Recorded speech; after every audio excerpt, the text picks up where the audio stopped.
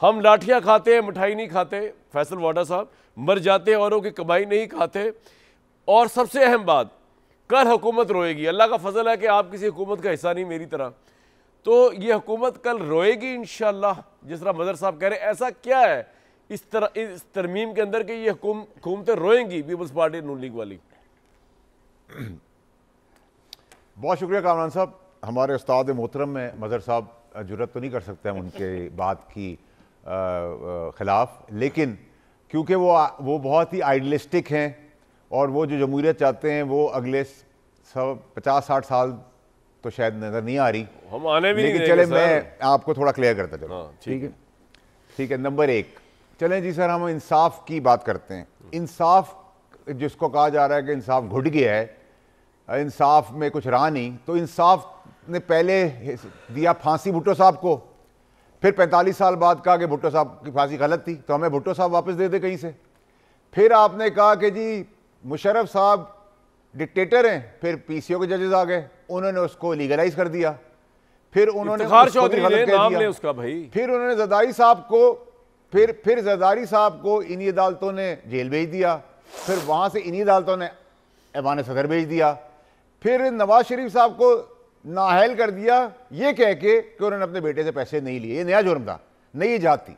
फिर उन्होंने उनको अहल कर दिया टाइम बार होने के बाद। इसी तरह इमरान खान साहब को सादिक और अमीन का सर्टिफिकेट दिया, अब उनको जेल भेज दिया। तो ये तो और समेत मुझे 2 दफ़ा डिस्क्वालीफाई किया है लाइफ टाइम, जो कभी पाकिस्तान का प्रेसिडेंट नहीं है। मैंने कत्ल नहीं किया था, मैं हिंदुस्तान का आदमी नहीं था, मैंने कोई मुल्क दुश्मनी नहीं की थी, लेकिन ये तो आपकी हिस्ट्री हो गई अदालती निज़ाम की। नस्ला टावर गिरा दिया, कहा ज़मीन से उनको पैसे पूरे करो, यानी कि 100 रुपए की ज़मीन है और कह रहे हैं उसमें 10,000 रुपये करके दे दो, कोई पूछने वाला नहीं है। तो इस बहस को तो हम छोड़ देंगे, कितना ब्लैक एंड वाइट और कितना इंसाफ मदनी हमारा निज़ाम था, नंबर 1। नंबर 2 ये कि एक और चीज़ एक्सपोज होने जा रही है कामरान शाहिद साहब कुछ दिनों में, कुछ हफ्तों में, कि यहाँ कोई अपने इंटरेस्ट और अपनी चाहत के हिसाब से हर चीज़ चलती है इस मुल्क के अंदर, इंसाफ भी। अब आप वो हलचल चाय की प्याली में तूफान लाने की कोशिश कर रहे हैं, लेकिन वो मेरे हिसाब से सेफ एग्जिट होगी और कौम के आगे एक्सपोज हो जाएंगे, क्योंकि वो हलचल के अंदर पता चलेगा कि भाई अगर एक किसी को कोई पार्टी पसंद है या किसी का कोई लीडर पसंद है और उसकी चीज़ पूरी नहीं हो रही, तो फिर ये हो गया, हमने ये कर दिया, तो उसको भी देख लेंगे। फैसल भाई क्लियर आप कह रहे हैं हलचल होने वाली है कुछ दिनों में, वो क्लियर नहीं हुई बात, क्या मतलब क्या हो जाएगा पार्टी? हलचल की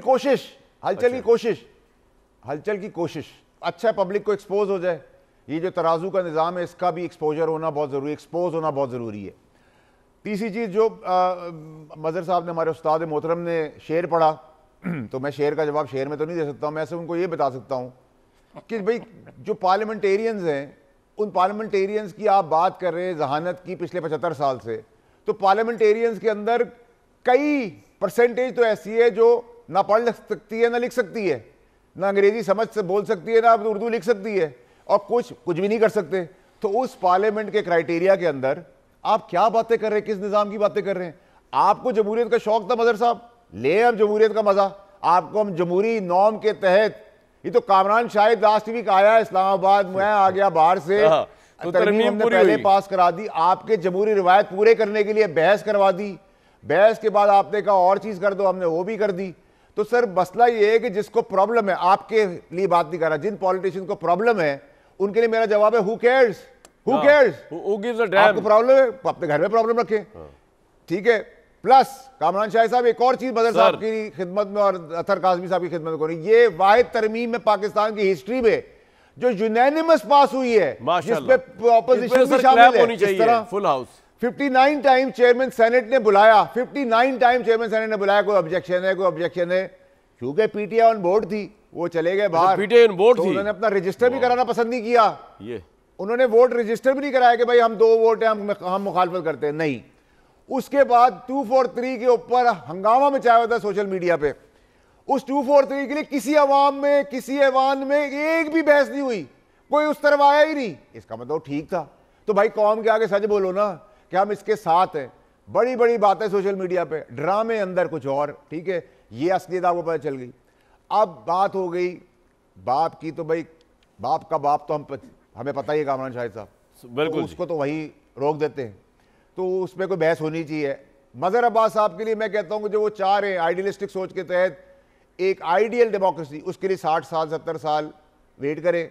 हम तो जानते हैं एस्टैब्लिश डेमोक्रेसी को, यही तरीकेकार है वेल आगे चलने का। एस्टैब्लिश्ड। हाइब्रिड गाड़ियों ने काज़मी साहब पूरे लंदन में सारी पेट्रोल और डीजल गाड़ियां, क्योंकि आपका लंदन से ताल्लुक है, और को रिप्लेस कर दिए। तो जमहूरियत जो है वो 40 की स्पीड में मोटर पे चलेगी और 40 से ऊपर 80 और 100 पे हाइब्रिड से चलेगी, तो हम उसको भी एक्सेप्ट करते हैं।